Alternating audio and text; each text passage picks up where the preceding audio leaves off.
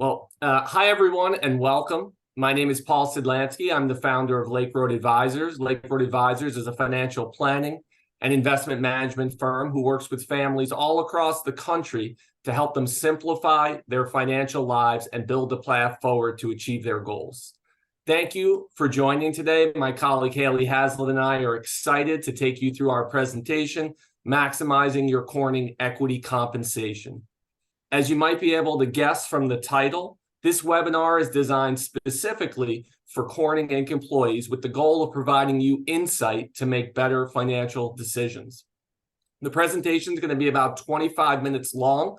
We're going to leave 5 minutes at the end for questions, but if you have questions as we go through, please put them in the chat box. Like I said, we'll answer them at the end. And if we don't have time to answer it, we'll follow up with you afterwards. All right, let's get started. So if you have any of these feelings, or if you just want to learn more about your Corning equity compensation, you are in the right place. Today, we're going to talk about all things Corning equity. I mentioned our goal is to simply provide you a better understanding of your Corning exposure so you can make better financial decisions. Well, how are we going to do that? Well, first, we're going to ask you to think about your Corning holdings and exposure a little bit differently than you might have in the past. Then Haley's going to walk you through a sample UBS statement where we're going to go through cash, common stock, RSUs, options. And as we go through those, we're going to talk about all of the taxable implications of these individual types of exposures. After that, we're going to pivot a little bit and we're going to look at Corning from a performance perspective. It's a solid company, but how has the stock performed historically? And then finally, and probably the most important thing, are you overexposed to Corning Inc.?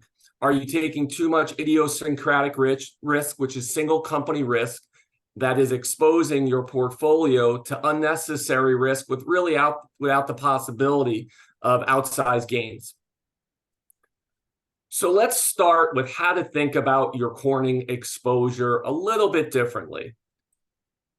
When you're granted RSUs or options or common stock, this is Corning paying you in exposure to the company. This is much cheaper for any company to do than to give you actual cash. So how we want you to think about this is ask yourself, if you were compensated only in cash, would you hold on to this equity or would you purchase more equity with your cash that you were given? Essentially, if you decide to hold on to your equity once it's vested and you have the ability to sell it, you are making the conscious decision to keep that exposure and invest in Corning. Exposure has upside, but it also has downside. We're going to talk about that a little bit later when we talk about the performance of the stock historically.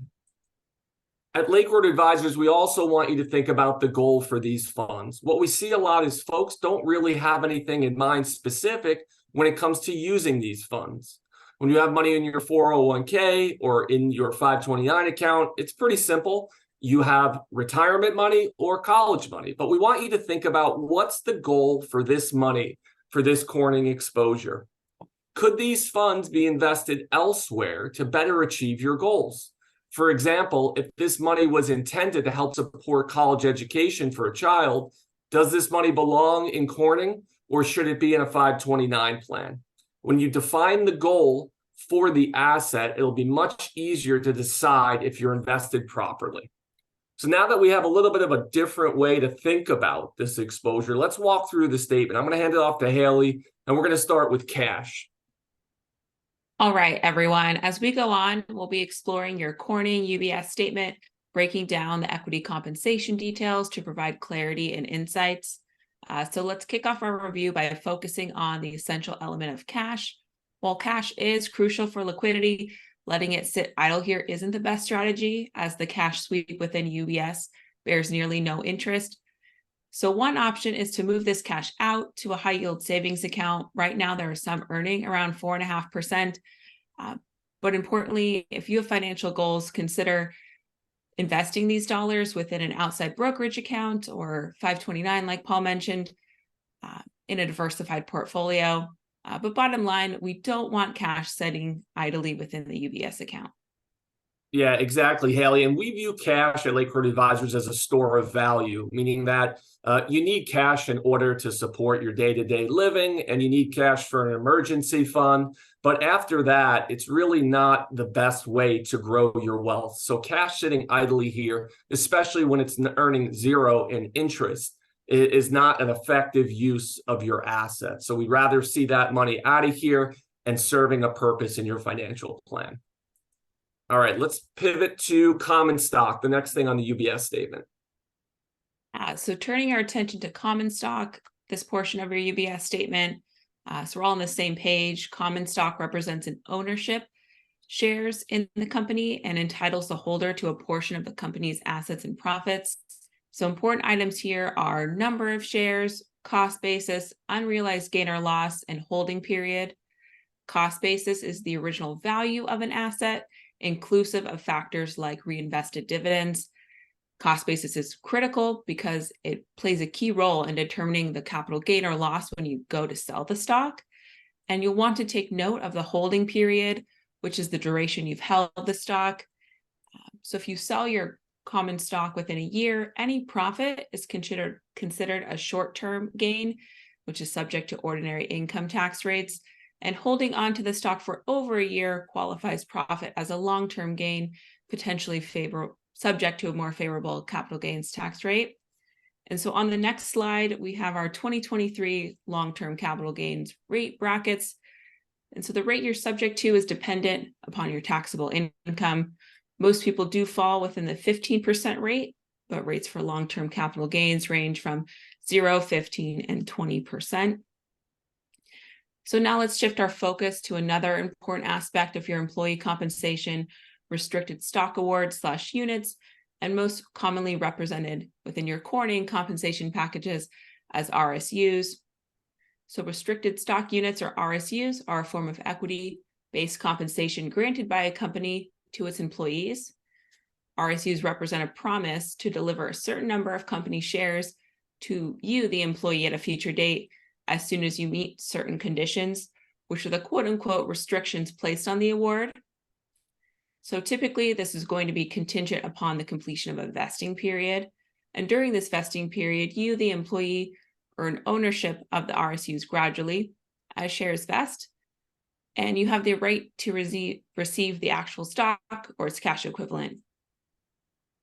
So vesting triggers taxable events with the value of RSUs treated as ordinary income.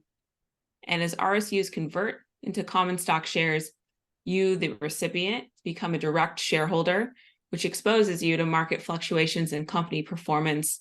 So managing the associated tax implications and considering the risks involved in transitioning from RSUs to common stock ownership is crucial for effective planning. And on the next slide, we'll discuss this further. Yeah, thank you, Haley. I think this is really important to drive home the taxable implications of RSUs. So I wanted to represent graphically really what Haley just went through. And what we'll do is we'll just use some hypothetical dates and dollar amounts. So for example, here, if you were awarded RSUs on 3/1/15, and let's say the grant date price was $20 per share of Corning stock, on that date, there are no taxable implications, and technically you do not own anything yet. They are unvested RSUs.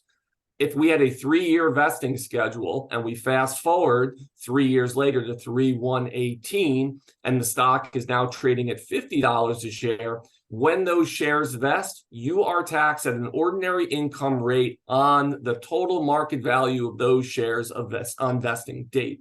So in this example, $50 per share, 100 shares, you would have $5,000 in ordinary income. And again, ordinary income is the least preferential income rate that you can have.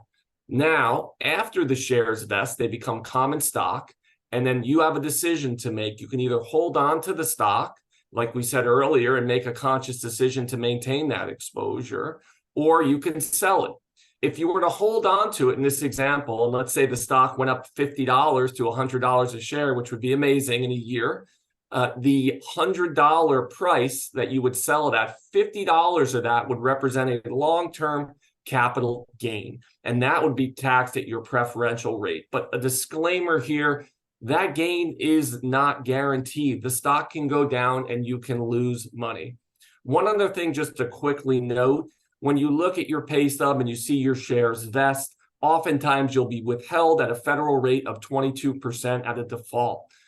What this means is oftentimes folks will have a surprise the following tax year in that they were under withheld on a federal level. So if your ordinary income tax bracket is higher than the 22% rate, which is probably the case for most people, you want to make sure that you speak to your HR person and have that rate increase. So you're withholding at a higher rate. And again, there's no surprises if taxes due the following April.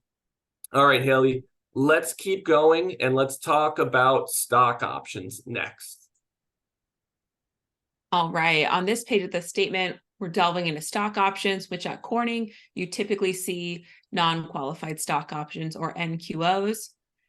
And so starting with a brief overview to ensure we're all on the same page, non-qualified stock options, NQOs, represent a type of stock option granted to employees as part of their compensation, providing the right to purchase company shares at a predetermined price known as the grant or strike price. NQOs often come with a vesting schedule, which means you'll need to fulfill that specified tenure with the company before fully exercising options.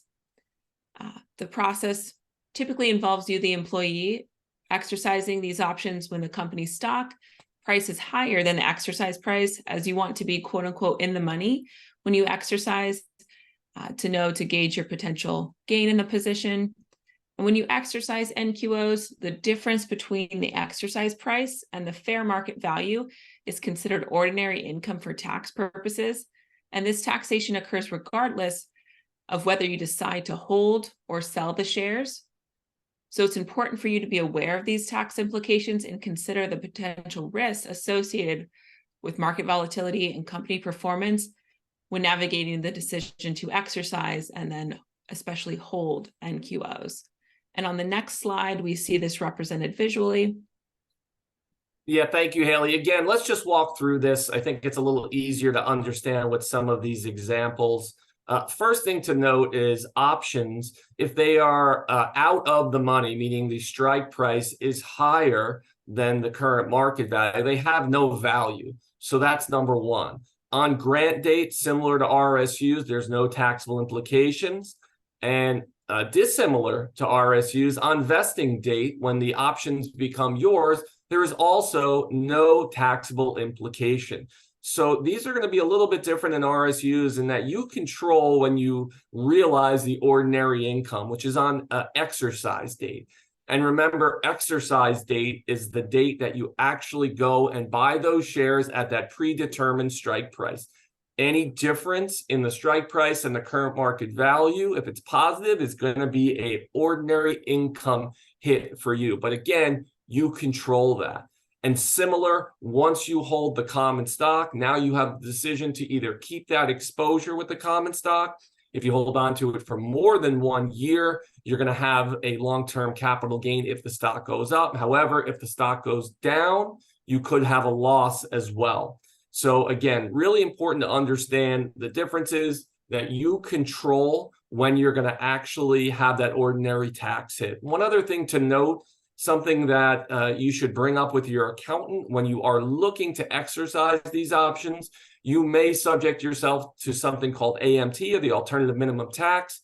This is a side-by-side tax that can sometimes be triggered by options being exercised. So again, we highly recommend in those years when you're going to exercise options, have a conversation with your accountant and make sure that you're not putting yourself into AMT and thus having a surprise the following April.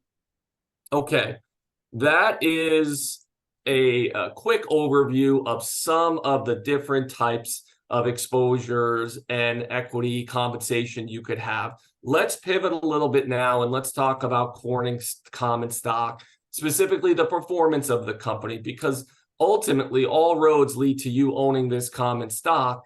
And most folks don't have a really good idea of what that exposure means, especially from a historical performance perspective. Now, of course, past performance is not indicative of future returns, but we want to look at periods so we can really understand what we're getting into in this type of investment. So how we did that is we looked at Corning's performance versus the S&P 500, which just is a blended index of 500 of the largest US companies. If you can see this slide, which you probably can't, this is from Yahoo Finance. It's a little bit small, but I'll go through this. If you held Corning, and what we're going to do is we're going to put this in dollar amounts in the next slide to make it a little bit more meaningful. But here you can see from 2020 to October 23 that Corning stock was down almost 10% during that time period. In contrast, the S&P 500 was up over 28%. Well, we find that percentages don't really mean much to folks until we translate that into actual dollars. So let's say you started out in 2020 with $100,000 of Corning equity, Corning common stock. If you held on to that stock for the time period, your Corning down about 10% would be worth about $90,000. If you had diversified your portfolio and put that $100,000 into an S&P 500 fund, the total amount would be about $128,000 to $29,000. So that's a difference of about $39,000 in loss of value for not diversifying. So that's a short time period. Let's look at some more time periods. Here, if we go out further, 2010 to 23, let's use that same example. If you start with $100,000 of Corning common stock, Corning was up 38% during that time. So a little better story. Your 100,000 would turn into 138,000. However, the S&P 500 during that period up 273% for a value of 373,000. That's a difference of about 235,000 loss in value for not diversifying. All right, let's look at another time period. Let's go back even further, and this may mimic some folks' careers at Corning. Here, if we start at 2000, the turn of the century, you see a big bump and a big drop. Corning stock peaked and then dropped to about $1 a share down around the turn of the century. If we look and say we started with our 100,000, unfortunately, from 2000 to the end of October of this year, Corning was down 38% still. That's a value of $62,000 from your original 100. However, if you had diversified 184% on the positive side for the S&P, that got you about 284,000. Again, a difference or a loss in value of 222,000. Let's look at one more. And this is as far as I could get Yahoo Finance to go back. This is about 40 years, 1982 to October. We'll start with our 100,000 again. Corning during that time up over 1,100%. You would have had from your 100,000, 1.2 million over that 40-year period. Sounds pretty good until you look at the S&P 500, which is up over 3,300%. That would have yielded you about $3.4 million. That's a loss in value of almost 2.2 million. Okay, I think we beat home the idea that historically Corning has been an underperforming stock, and I don't want to just pick on Corning because most individual companies will underperform the market over the long period. The Googles of the world and the Apples are really just kind of those unicorns, and they're really hard to find. So for the most part, investing in a diversified set of securities is really the best way to go to really reduce your risk and improve your chances of return in the long run. So let's talk about the most important question. Are you overexposed to Corning? It's really important to realize that exposure is not just in owning the common stock. There's so many different ways to get exposure. Number one, your salary and SIP are dependent on Corning. If Corning does poorly, you may get a reduction in your salary or you may be laid off. And your SIP, as some people may know, is dependent on the credit worthiness of Corning Inc. So not that we think Corning's going anywhere, but if something were to happen and Corning were to go bankrupt, that SIP's going to disappear with that as well. In addition, if you live in Corning, your home is exposure. Most people know that the local economy is driven by Corning, and your house and the value of your house, if Corning were to do poorly, would drop. Also, we find that folks have shares still in their 401k account. Now, I know you can't do that anymore, but we have some folks who have residual shares left in there. In addition, Some people still have employee stock purchase plan shares in an old Morgan Stanley account. This is additional exposure. Our rule of thumb at Lake Road Advisors is to try to keep your exposure to any single company anywhere between 10 and 15% at the max. And so for us, once you start getting over that level, you're really taking unnecessary risk. And it's important to be able to keep that exposure at 10 to 15% and take the exposure off where you can control it, right? You obviously, if you work at Corning, that's exposure that you can't diversify away. However, if you're buying ESPP shares or you have shares in your 401k account, is that really exposure that you need to take on? And again, do you need to hold on to all of your Corning equity options, RSUs once they vest? Think about, where does that exposure make sense? All right, so let's wrap up. In conclusion, let's bring it all together. Number one, understand what you have. Really take a look at that UBS statement, understand what your current exposure is, what your exposure will be in the future as these RSUs and options vest. What is it going to look like down the road for you?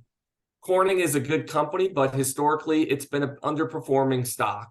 So you really need to think about, do you want to take on that exposure? Is that the best way to achieve your goals? Make smart tax decisions when reducing exposure. And so you realize now that you do have some control over when you're going to realize income and also if it's going to be long-term or short-term capital gains, depending on how long you hold on to that common stock. Are you overexposed? Everybody should be able, after this presentation, to look at their own financial situation and understand if you're overexposed to Corning. And if you are, diversify where you can. You do have the ability to diversify in certain aspects. So take advantage of that and invest based on your goals and where you're going to get the most return and the most efficiency of those assets to achieve your specific goals. So one last thing here, as we conclude the presentation, we wanted to thank everybody for attending. And we'd like to offer a complimentary UBS statement review or walkthrough. So if you have your statement and it's something that you're just still confused about or you have questions, we'd be happy to review. And like I said, do a complimentary session with you. You can reach out to us, schedule an appointment on our website. We'd be happy to help. So that concludes our presentation. Haley, did we have any questions in the chat? I think we're all clear on questions. Okay, so let's give it a minute or so, see if anybody has any questions.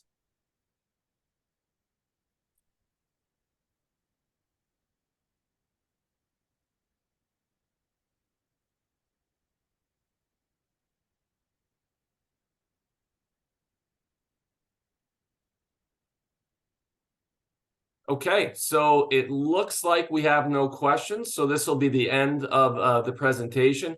Again, we wanted to thank you. And again, if you have any questions or you want a review of your UBS statement to better understand your Corning exposure, we'd be happy to help. But thanks for attending and have a great day.